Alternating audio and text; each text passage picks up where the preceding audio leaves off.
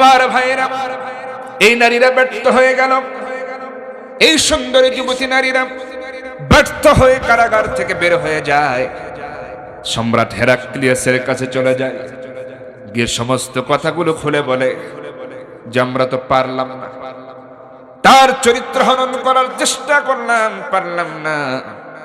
Heraclius বলতেছে সাংঘাতিক কথা, আব্দুল্লাহ বিন হুযায়ফা, ভেবেছিলাম ধন সম্পদ, অর্থ সম্পদ এগুলো দিয়ে, লোভ লালসা দিয়ে কাজ হবে না, নারী দিয়ে তারে কাবু করবো, তাও তো হলো না। এত চরিত্রবান মানুষ হয় নাকি? এত চরিত্রবান মানুষ হয় নাকি? সে মনে মনে চিন্তা করতেছে, তাকে যদি খ্রিস্টান ধর্মে আনা যায় আর আমার কন্যাকে যদি হুযায়ফার সাথে বিয়ে দেওয়া যায়, তাহলে আমার মতো শক্তিশালী আর কেউ হবে না, সে হবে আমার বিশ্বস্ত একজন। এই চিন্তা হেরাক্লিয়াসের মাথার মধ্যে। এবার সৈন্যদের কি বলল, চলে যাও, আব্দুল্লাহ বিন হুযায়ফাকে আরেকটা বার কামরার মধ্যে আমার সাথে একাকী দেখা করানোর ব্যবস্থা করো। আয়োজন সম্পন্ন হয়ে যায়। এই হেরাক্লিয়াসের গোপন কামরায় আব্দুল্লাহ বিন হুযায়ফাকে আনা হয়, এনে প্রস্তাব দেওয়া হয়, আব্দুল্লাহ বিন হুযায়ফারে শোনো, তোমার চরিত্র সম্পর্কে আমার জানা হয়ে গেছে, তোমার লোভ লালসা কিছুই নাই তোমার ভিতরে, চরিত্র এত সুন্দর, তুমি নারীদেরকে হাতের কাছে পেয়েও দূরে ঠেলে দিয়েছো, তোমার চরিত্র এত ভালো। সুতরাং শুনে রাখো রে হুযায়ফা, তুমি যদি ইসলাম বাদ দিয়ে খ্রিস্টান ধর্ম যদি একটু গ্রহণ করতে, তাহলে আমি আমার নিজের কন্যা তোমার সঙ্গে বিবাহ দিতাম এবং আমার এই সাম্রাজ্যের বড় একটা দায়িত্ব আমি তোমার হাতে অর্পণ করে দিতাম। একটু ভেবে দেখো, কেউ নাই এখানে, আমরা গোপন কামরায় আছি।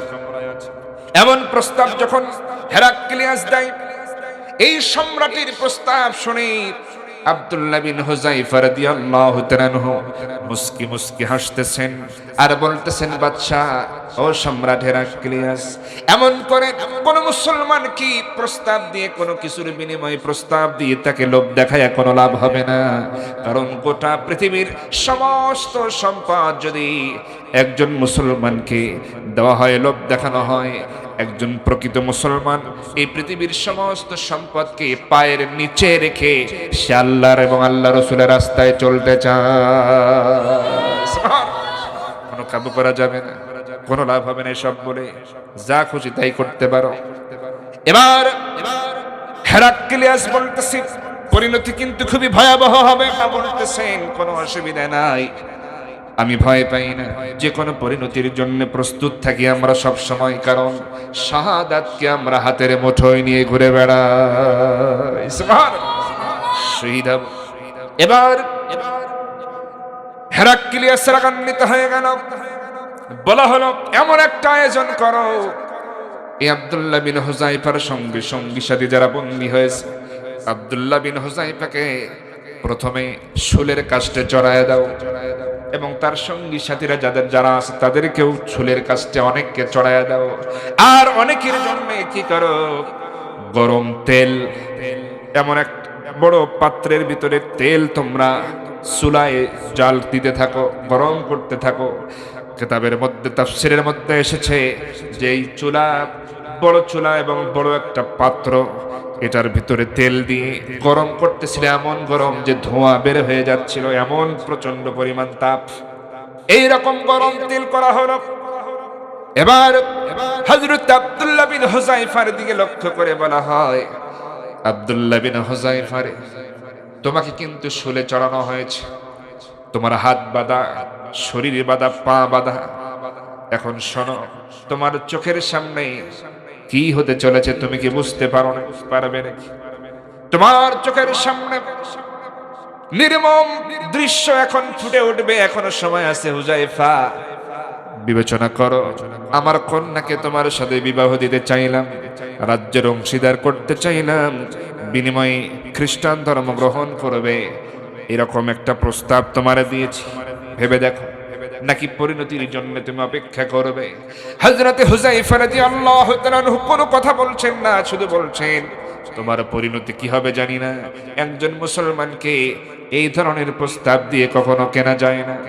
এবার দেখা গেল তার সামনে কি করা হলো, হযরত আব্দুল্লাহ বিন হুযাইফার সঙ্গী সাথীদের একজন করে ধরে আনা হয়, আর ওই গরম তেলের কড়াইয়ের মধ্যে, পাত্রের মধ্যে যখনই ছেড়ে দেওয়া হয়, সঙ্গে সঙ্গে ভাজা মাছের মতো এমন একটা আওয়াজ হয়, ওই গরম তেলের মধ্যে, ফুটন্ত তেলের মধ্যে মানুষ একবারে পুরো শরীরটা ঝলসে যায়, কঙ্কাল হয়ে যায়। আর এইভাবে করে নির্মম ভাবে শহীদ করা হলো কয়েকজনকে। এরকম দৃশ্য দেখে হযরত হুযাইফা রাদিয়াল্লাহু তাআলা চোখের পানি ফেলে ফেলে কাঁদতেছেন। এবার হেরাক্লিয়াস বলতেছে, হুযাইফা রে, এরকম চলতেই থাকবে, তুমি যদি রাজি না হও তোমার সঙ্গী সাথীদের এভাবে করে দুনিয়া থেকে বিদায় করা হবে। হযরত আব্দুল্লাহ বিন হুযাইফা রাদিয়াল্লাহু তাআলা এমন ভাবে কাঁদতেছেন, আল্লাহর কাছে এমন ভাবে রোনাজারি করছেন, আয় আল্লাহ, আমি এই যুদ্ধের সেনাপতি বেঁচে থাকা অবস্থায় আমার সৈন্যদের সাথে এমন আচরণ করা হচ্ছে, আহারে ও আল্লাহ, তুমি তাদেরকে শহীদ হিসেবে কবুল করে নাও, শাহাদাতের মর্যাদা তুমি তাদেরকে দান করে দাও। এমন কথা বলছেন হযরত হুযাইফা রাদিয়াল্লাহু তাআলা। এবার কিছুক্ষণ পরে যখন সৈন্যরা সম্রাট হেরাক্লিয়াসের কাছে চলে যায়, বলা হচ্ছে, বাদশা, আমাদের সম্রাট, আমাদের প্রভু। মনে হয় হুযাইফা ভয় পেয়ে গেছে, তাকে আমরা কান্নাকাটি করতে দেখছি, মনে হয় এমন দৃশ্য দেখে সে ভয় পেয়েছে, সে ভয় পেয়ে গেছে। এবার বলা হচ্ছে, এটাই তো আমি চাচ্ছিলাম, তাকে এবার শুরু থেকে নামাও, দেখি আরেকবার কথা বলি তার সাথে। এবার হেরাক্লিয়াস আব্দুল্লাহ বিন হুযাইফার সঙ্গে মোলাকাত করবে, দেখা করবে। দেখা হয়ে গেল, সামনাসামনি হয়ে যায়, বলতেছে, শুনতে পেরেছি হুযাইফা রে, তুমি নাকি ভয় পেয়েছো, কান্নাকাটি করছো, তোমার চোখের সামনে এরকম দৃশ্য দেখে তুমি ভয় পেয়ে গেছো রে হুযাইফা, বুঝতে পেরেছি আর কারো সাথে এমন আচরণ করা হবে না, প্রস্তাব বুঝি মেনে নিয়েছো। হযরতে হুযাইফা রাদিয়াল্লাহু তাআলা বলতেছেন, তোমার ধারণা ভুল, আমি এক বিন্দু পরিমাণ কোন ধরনের তোমার প্রস্তাব নিয়ে চিন্তা করতেছি না। আমার সাথীরা শহীদ হয়ে যাচ্ছে, শাহাদাত বরণ করতেছে, আহারে আমি নেতা বেঁচে থাকতে তাদের সাথে আমার আচরণ হচ্ছে, আমি এটা সহ্য করতে পারতেছি না। এইভাবে কথাবার্তা তাদের মধ্যে হচ্ছে।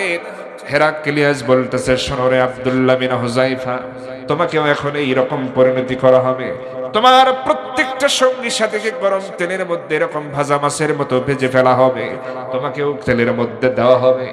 এবার সবাই মিলে হযরতে হুযাইফা রাদিয়াল্লাহু তাআলা আনহুকে ধরলো, একেবারে তাকে ধরে ওই কড়াইয়ের কাছে, তেলের কাছে যখন নিয়ে যাওয়া হয়, এবার হযরত হুযাইফা রাদিয়াল্লাহু তাআলা আনহু ডুকরে ডুকরে কাঁদতেছেন, আরো জোরে জোরে আওয়াজ করে কাঁদতেছে। এবার সবাই মিলে সম্রাটের কাছে বলতেছে, সম্রাট, আমাদের প্রভু হুযাইফা তো আরো মনে হয় বেশি ভয় পেয়েছে, কারণ তেলের পাত্র তেলের কড়াইয়ের কাছে নিয়ে যাওয়া মাত্রই তার কান্না বেড়ে গেছে, অবশ্যই সে ভয় পেয়েছে। এবার তার সাথে আবার কথা বলতেছে সম্রাট হেরাক্লিয়াস, বলতেছে, হুযাইফা রে, কি ব্যাপার, এমন করে কেন তুমি কান্দো, কেন ভয় পেয়েছো? ভয় তো অবশ্যই পেয়েছো রে হুযাইফা, কি এমন তোমার ভয় মনের ভিতরে ঢুকলো? তোমাকে তো অনেক প্রস্তাবই দেওয়া হলো।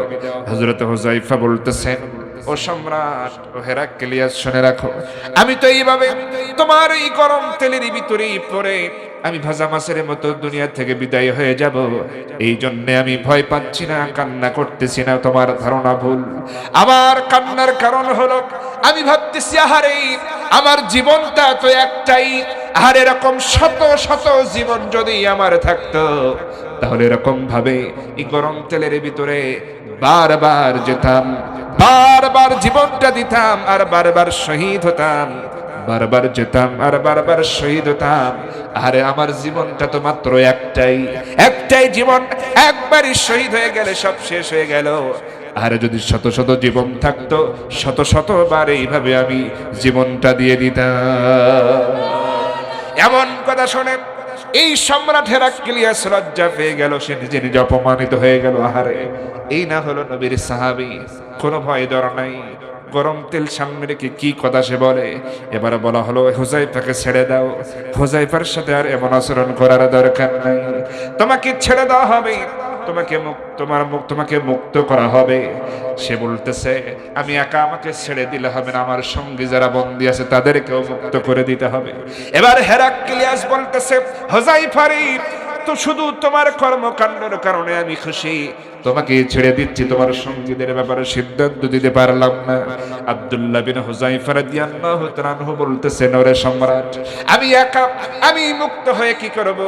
আমার সাথীদেরকে যদি মুক্ত করতে না পারি, তাহলে আমি মুক্ত হও যা, বন্দী থাকাও তাই, তাহলে আমাকে আবার বন্দী করো।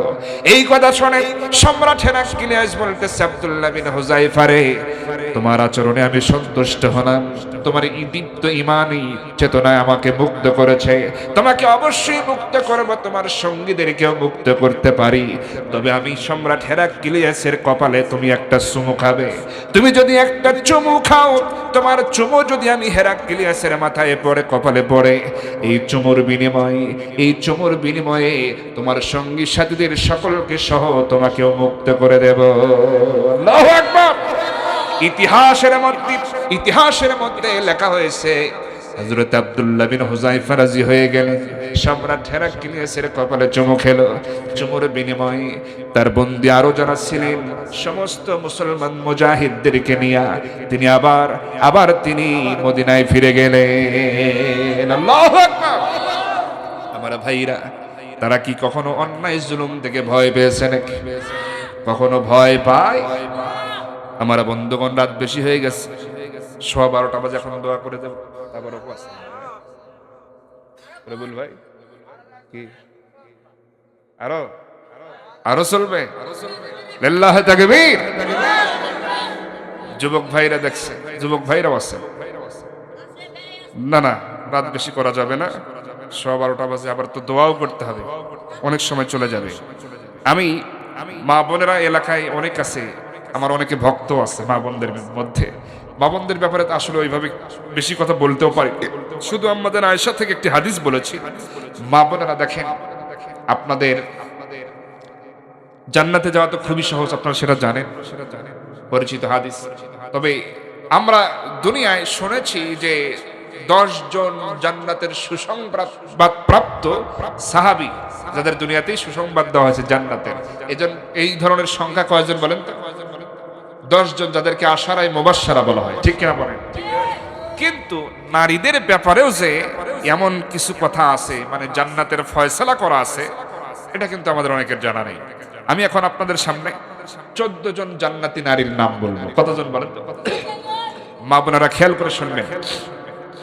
14 জন জান্নাতি নারী, যাদের সম্পর্কে আমাদেরকে অবশ্যই জানা থাকা দরকার। 1 নম্বরে জান্নাতি নারী, তিনি হলেন হযরতে ফাতিমা রাদিয়াল্লাহু তাআলা আনহা। তিনি আর কেউ নয়, তিনি হচ্ছেন নবীজির কন্যা ফাতিমা রাদিয়াল্লাহু তাআলা আনহা। তিনি হচ্ছেন জান্নাতি, যার সম্পর্কে বলা হয়েছে সাইয়্যিদাতুন নিসাই আহলিল জান্নাহ। তিনি হলেন জান্নাতি রমণীদের সরদারিনী। সুবহানাল্লাহ। 2 নম্বরে হযরতে খাদিজা রাদিয়াল্লাহু তাআলা আনহা। 3 নম্বরে হযরতে আয়েশা সিদ্দিকা রাদিয়াল্লাহু তাআলা আনহা। 4 নম্বরে হযরতে হাফসা রাদিয়াল্লাহু তাআলা আনহা। 5 নম্বরে হযরতে আসিয়া আলাইহিস সালাতু ওয়াস সালাম। 6 নম্বরে হযরতে মরিয়ম আলাইহিস সালাতু ওয়াস সালাম। 7 নম্বরে হাজরা আলাইহিস সালাতু ওয়াস সালাম। 8 নম্বরে সুমাইয়া রাদিয়াল্লাহু তাআলা আনহা। 9 নম্বরে উম্মে হারাম বিনতে মিলহান। 10 নম্বরে রুমাইসা বিনতে মিলহান। 11 নম্বরে সুরাইয়া আল আসাদিয়া। 12 নম্বরে রবি বিনতে মুআওয়াজ। 13 নম্বরে হযরতে উম্মে জামিলা। 14 নম্বরে নুসাইবা বিনতে কাব রাদিয়াল্লাহু তাআলা আনহা। তারা সবাই হলো আল্লাহর জান্নাতের মেহমান। আমার বন্ধুগণ, 5 মিনিটের মধ্যে আমি চেষ্টা করব শুধু এই 14 জনের ভিতরে সবার সম্পর্কে বলা তো সম্ভব হবে না, একজনের ব্যাপারে বলার চেষ্টা করব। তিনি হলেন হযরতে নুসাইবা বিনতে কাব রাদিয়াল্লাহু তাআলা আনহা। খেয়াল করেন আমার ভাইয়েরা, একেবারে উহুদের যুদ্ধের ময়দানে আমার নবীজি 1000 সৈন্য যে নিয়ে গিয়েছিলেন, এর মধ্যে কিন্তু অনেক নারী সাহাবীরাও ছিলেন। সুবহানাল্লাহ বলেন। নারী সাহাবীরা ছিলেন। আম্মাদান আয়েশা সিদ্দিকা, তিনি এই যুদ্ধের নারীদের লিডার ছিলেন।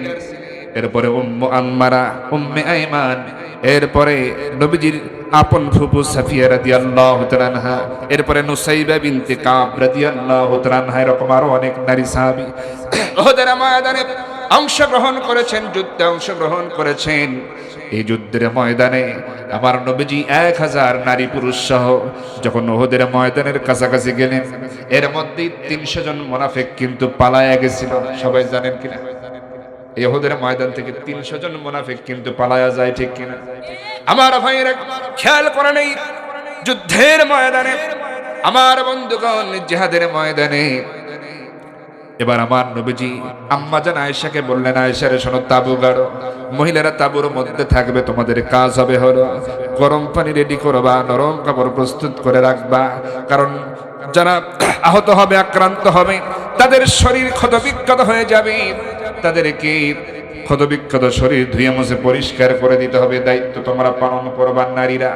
এবার আম্মাজান আয়েশা বললেন, ইয়া রাসূলুল্লাহ, ঠিক আছে, দায়িত্ব পালন করে যাব।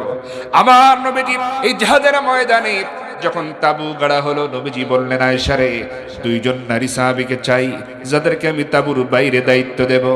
আম্মাজান আয়েশা বললেন, ইয়া রাসূলুল্লাহ, এই জন্য আবার আমার অনুমতি নেওয়ার কি দরকার? আপনি তো যুদ্ধের সেনাপতি, আপনার গায়ে যুদ্ধের পোশাক, মাথায় লোহার হেলমেট, আপনি সেনাপতি, যে 2 জন নারীকে পছন্দ হয় যা দায়িত্ব দিবেন দিতে পারেন। আম্মাজান আয়েশার কথা শুনে নবীজি 2 জন নারী সাহাবীকে ডাকলেন প্রথমে। এবার নবীজি তার আপন ফুফু সাফিয়া রাদিয়াল্লাহু তাআলা আনহাকে ডাকলেন, ডেকে বলতেছেন, ফুফু জান, এই জাপ দিলাম আপনার হাতে তরবারি, আপনি নারীদের এই তাবুর কাছে দাঁড়ায় থাকবেন আর দেখবেন কোন শত্রু যেন এদিকে না আসে। কোন শত্রু যদি তাবুর দিকে লক্ষ্য করে আক্রমণ করতে আসে, তাহলে আপনি অবশ্যই একটু সিগন্যাল দেবেন, জানায়া দেবেন, সতর্ক দিবেন, সতর্ক করবেন, এটাই হলো আপনার কাজ। আপনি পারবেন কিনা? এবার নবীজির ফুফু সাফিয়া রাদিয়াল্লাহু তাআলা আনহা বলছেন, অবশ্যই পারবো, কেন পারবো না? আমার বয়স একটু বেশি হতে পারে, কিন্তু আমি সাফিয়ার চোখ ফাঁকি দিয়ে আসার ক্ষমতা কারো নাই। সুবহানাল্লাহ। এবার নবীজি কি করলেন? আরেকজন নারী সাহাবীকে ডাকলেন, যার নাম হলো এই যে নুসাইবা বিনতে কাব রাদিয়াল্লাহু তাআলা আনহা। এই যে যিনি হলেন আব্দুল্লাহ বিন কাবের বোন, এই নুসাইবা রাদিয়াল্লাহু তাআলা আনহাকে নবীজি ডেকে বললেন, নুসাইবা রে শোনো, তোমার কাজ হবে হলো তুমি পানি পান করানোর দায়িত্ব পালন করে যাবা। তোমার এক হাতে থাকবে হলো পানির মশক, আর এক হাতে থাকবে গ্লাস, তুমি দায়িত্ব পালন করে যাবে। যুদ্ধের ময়দানে যুদ্ধ করতে করতে ঘাম ঝরে পড়বে, পানির তৃষ্ণা লাগবে, পানি খাওয়ার জন্য মুজাহিদ দৌড়ে আসবে তাবুর কাছে, এসে যেন পানি খুঁজতে না হয়, দেরি যেন না হয়ে যায়, তুমি পানি দেবে। পানি খেয়ে মুজাহিদ আবার যুদ্ধের ময়দানে ঝাঁপিয়ে পড়বে। এবার আম্মাজান আয়েশার পক্ষ থেকে এই যে 2 জন নারী সাহাবীকে নবীজি পেলেন, দায়িত্ব দিলেন, 2 জন নারী দায়িত্ব বুঝে নিলেন। এবার যুদ্ধ যখন শুরু হয়ে যায়, আমার ভাইরা খেয়াল করেন, নবীজিকে কিন্তু আক্রান্ত করে এমন অবস্থা করা হয়েছিল, বেহুশ করে দেওয়া হয়েছিল, আর প্রচার করে দেওয়া হয়েছিল যে মুহাম্মদ নিহত, কুতিলা মুহাম্মদ। আপনারা সকলে জানেন এই জিহাদের ময়দানে এমন অবস্থা হয়েছিল, প্রথম পর্যায়ে মুসলমানদের বিজয় অর্জন হয়েছিল প্রায়, কিন্তু ওই গিরিপথটা ফাঁকা করার কারণে লুকানো কুরাইশদের আরেকটা গ্রুপ এসে পেছন থেকে আক্রমণ করার কারণে মুসলমানেরা পরাজয় বরণ করার মতো অবস্থা। এমনকি কুতিলা মুহাম্মদ, নবীজিকে হত্যা করা হয়েছে, শহীদ করা হয়েছে, এমন খবর ছড়িয়ে যায়। এমন অবস্থায় নুসাইবা বিনতে কাব রাদিয়াল্লাহু তাআলা আনহার কানে যখন চলে এলো কুতিলা মুহাম্মদ, মুহাম্মদকে হত্যা করা হয়েছে, নবীজিকে শহীদ করা হয়েছে, এই খবর কানে আসা মাত্রই নুসাইবা বিনতে কাব রাদিয়াল্লাহু তাআলা আনহা আর ঠিক থাকতে পারলেন না। আর এই নুসাইবা রাদিয়াল্লাহু তাআলা আনহা সাধারণ কোন নারী নয়, তিনি ওই জাহিলিয়াতের সময় সব ধরনের যুদ্ধ বিদ্যা তিনি শিক্ষা গ্রহণ করেছিলেন। কেমন করে তরবারি চালাতে হয়, কেমন করে দ্রুত গতিতে ঘোড়া চালাতে হয়, কেমন করে তীর চালাতে হয়, বল্লম চালাতে হয়, খঞ্জর চালাতে হয়, সব তিনি শিখে ফেলেছিলেন। তার সাথে কেউ যুদ্ধ করে পারত না।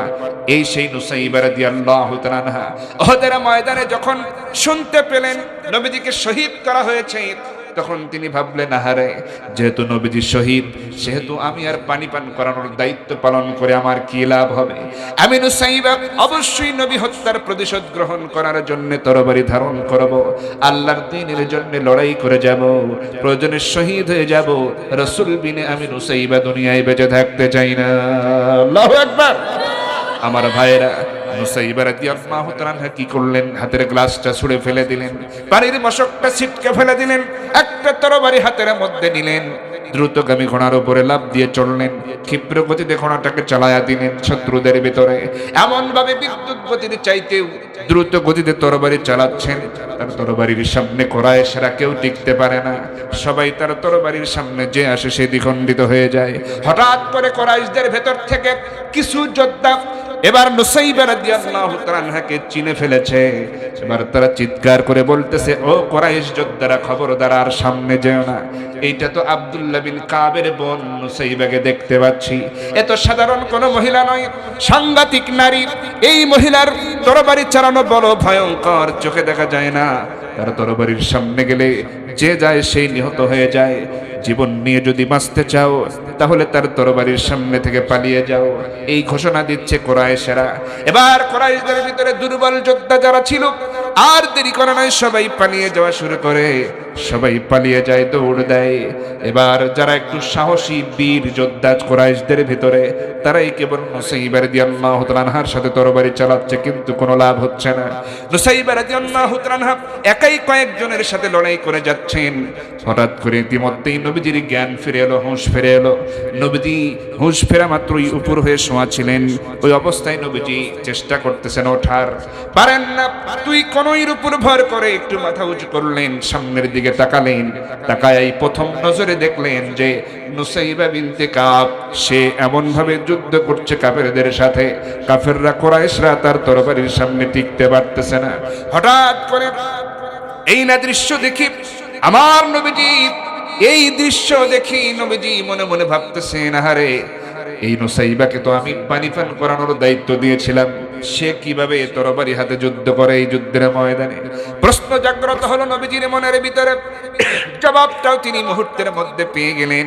তিনি ভাবলেন, মনে হয় এই যে এতক্ষণ আমি বেহুশ হয়েছিলাম, নিশ্চয়ই কাফের বেঈমানেরা আমার মৃত্যুবরণ হওয়া, আমার নিহত হওয়া মিথ্যে গুজব মনে হয় ছড়াইয়া দিয়েছে। আমি মনে হয় মরে গেছি, বেঁচে নাই, এই ধরনের মিথ্যে খবর মনে হয় ছড়াইয়া দিয়েছে। আর এই খবর নুসাইবার কানে গিয়েছে, যার কারণে সে যুদ্ধের জন্য ঝাঁপিয়ে পড়েছে। আমি নবী হত্যার প্রতিশোধ গ্রহণ করার জন্য সে ঝাঁপিয়ে পড়েছে। আর নুসাইবার তরবারি চালানোর দৃশ্য কতই না সুন্দর। এবার নবীজি এমন যখন ভাবতেছেন, হঠাৎ করে নবীজি দেখলেন কোথা থেকে যেন বেশ কয়েকজনের একজন গ্রুপ এসে নুসাইবা রাদিয়াল্লাহু তাআলাকে ঘিরে ধরেছে। এবার তারা সংখ্যায় অনেক বেশি, চতুর্দিক থেকে আঘাত হানতেছে নুসাইবা রাদিয়াল্লাহু তাআলার দিকে। নুসাইবা রাদিয়াল্লাহু তাআলা সমস্ত আঘাতগুলি একাই ফিরিয়ে দেওয়ার চেষ্টা করতেছেন, কিন্তু পারেন না। বারবার ক্ষতবিক্ষত হচ্ছেন, আঘাতপ্রাপ্ত হচ্ছেন। এবার তিনি চিন্তা করলেন, আহারে, মনে হয় এখন শহীদ হয়ে যাব, মনে হয় আর বেঁচে থাকবো না, আমি মনে হয় শহীদ হয়ে যাব। সুতরাং প্রয়োজনে শহীদ হয়ে যাব, শাহাদাত বরণ করব, কিন্তু যুদ্ধের ময়দান থেকে আমি নুসাইবা পালিয়ে যাব না। আল্লাহু আকবার। আমার ভাইয়েরা, তাহলে নুসাইবা রাদিয়াল্লাহু তাআলার ঈমান কি দুর্বল না মজবুত? দেখেন, ওহদের ময়দানে এই নুসাইবার ঘটনা কি আপনারা শুনেছিলেন এর আগে? শুনছেন এর আগে? অনেক কথা কিন্তু আমাদের অজানা আছে।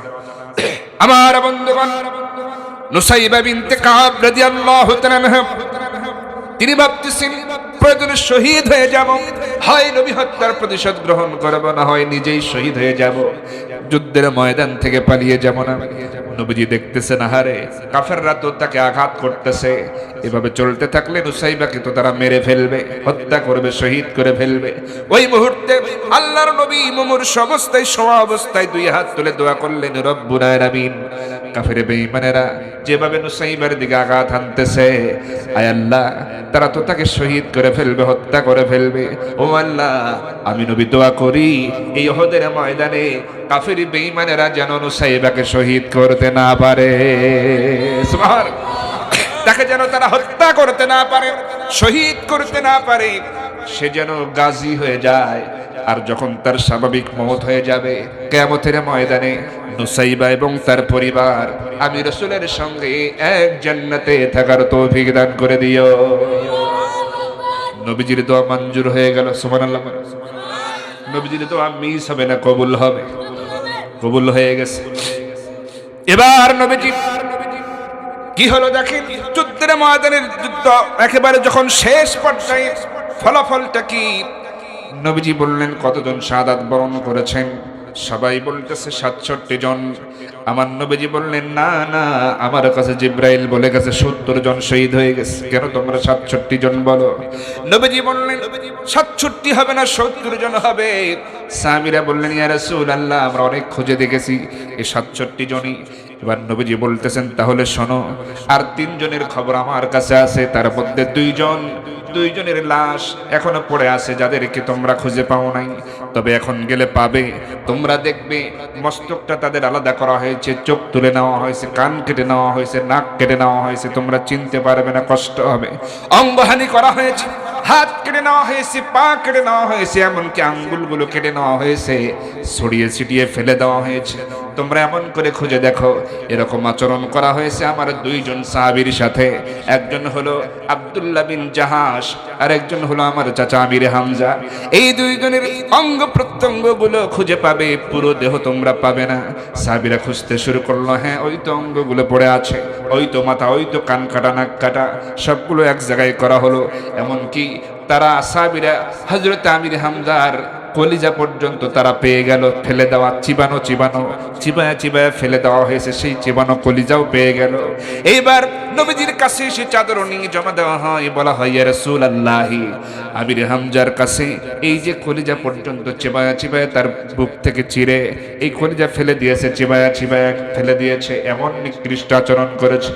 নবীজি চোখের পানি ফেলে কাঁদলেন, কিন্তু তিনি কাঁদলে কি হবে, হিম্মত তো হারান নাই।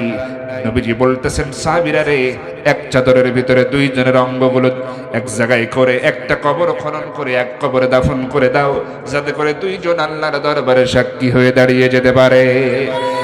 আমার ভাইরা, এবার 67 আর এই 2 কত হয়? 67 আর 2 69 জনের লাশ। নবীজি এবার আসমানের দিকে তাকাচ্ছেন, আবার শহীদদের লাশের দিকে তাকান। সাহাবীরা ভাবতেছেন আহারে নবীজি এমন কেন করেন, আসমানের দিকে কেন তাকান? হঠাৎ করে কিছুক্ষণের মধ্যে হাউজে কাউসারের পানি দিয়ে গোসল করায়া হযরতে হানজালার লাশটা নিচে জমিনে জমা দিয়ে যাওয়া হয়। এবার এই হলো 70 জন। তাদের এই 70 জনের লাশ নবীজি জানাজা পড়ায়া দিলেন। পড়ায়া দেওয়ার পর নবীজি বলতেছেন আহারে ও সাহাবীরা, দেখো তো আমার নারী সাহাবী নুসাইবার খবর কি, একটু আমারে জানাও। সুবহানাল্লাহ বলেন। আমার ভাইরা, বিয়ে শাদী কার হাতে? বিয়ে তাহলে করেন নাই কারা? হাত তোলেন। আবার চাচা যেন হাত তোলেন না। এই যুবক ভাইরা, ছোট বাচ্চাও হাত তুলছে। আসলে বিয়ে করে নাই, অনেক সময় যদিও দেরি আছে, ঠিকই আছে, অসুবিধা নাই, বিয়ে করে নাই তো নাকি?